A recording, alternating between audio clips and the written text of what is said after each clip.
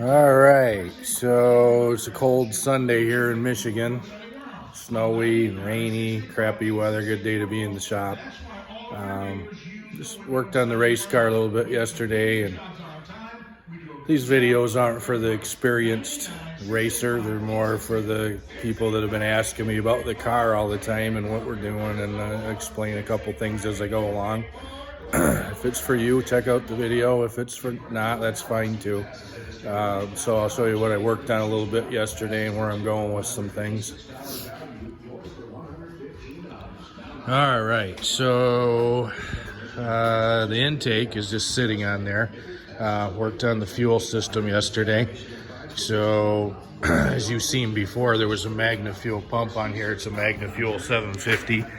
It's rated for about 2,500 horsepower, naturally aspirated, which this engine is naturally aspirated. We'll never be at that horsepower level.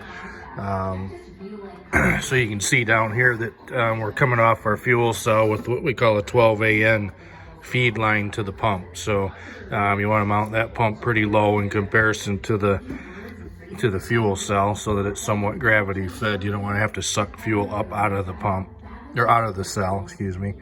And then we're running 12 through a filter. They do make a pre-filter for these. We just we'll keep an eye on our filter and clean it all the time, and we're not going to complicate it with another filter. So post filter, running the 12 underneath the intake, and we're going to feed the back here. So what I'll be doing is coming up from the got a splitter here in the manifold, and we'll come up to the back here with some 90-degree 10 AN. It's going to switch from 12 to dual 10s. We'll feed both sides of the fuel rail, so it's getting equal distribution. We'll come right out the front here. This will be the exit, so forcing the fuel in the rear, exit out the front to a regulator that we're going to mount over here, and it will return what we don't use to the top of the fuel cell. So that's just basically the fuel system. Several ways you can do that, but that's what we're going to do. And mounted the vacuum pump. I think I talked about that on the video before. So this is a Moroso vacuum pump. They come in several different configurations, and what this will do is it will pull pressure out of the crankcase. So when your pistons are going up and down on the bottom side, they're creating a pressure in the crankcase, and it has to fight that. So it will hurt the ring seal, and it hurts horsepower. And so what we're going to do is hook a hose up to the valve cover. Again, in this situation, there's many places that you could pull that pressure out of there, but these valve covers already had that fitting, and it'll be a good spot. So it'll have a 12, I think that's a 12 AN fitting. We'll run to the pump, and then it'll pull the pressure out of the engine and create a vacuum. So in turn, that helps ring seal and creates a little bit more horsepower. This vacuum pump will exit any oil that gets in it, because it will pull a little oil out, and it'll put it over here in a canister that we have mounted. From time to time, we'll check the drain on that, and if there's anything in it, then we'll drain the oil out of it and continue on. Working on coolant. We've got a coolant recovery canister here that we hooked up with these nice little push lock type fittings. So if it gets a little extra coolant pressure, it'll put it in the canister.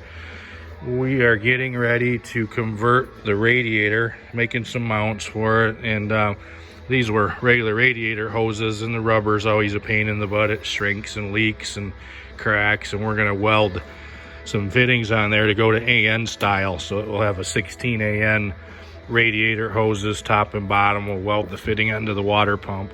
That'll clean that up and get rid of potential leaks. Headers, working on the headers. This car has a nice set of fender well exit headers that I mentioned before. They fit in there, run up and over. Ran into a little problem. That's part of doing this stuff, is all the problems.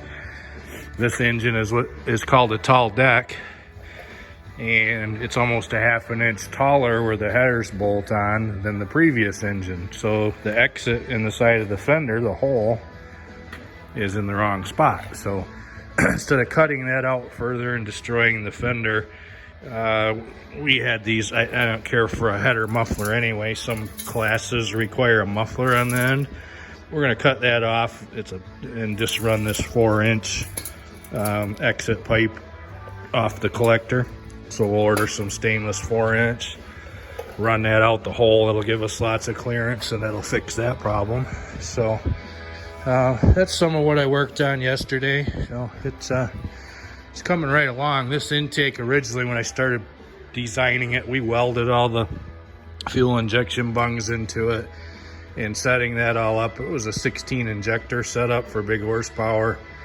For the no power adder that we're going to be doing in this NA class, we will run 8 injectors, and the class rules say that you have to take the other 8 out, so we'll put some kind of a blank in there, a plug to fill the hole, but they'll always be there if we need them.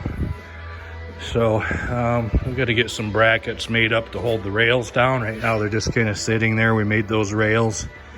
Those are called big gun fuel rails.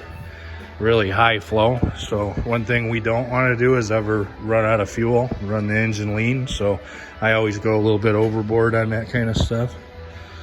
So anyway, that's a little bit of progress for those of you that are following us and kind of know where we're at with it. And we'll keep you posted. Have a great day.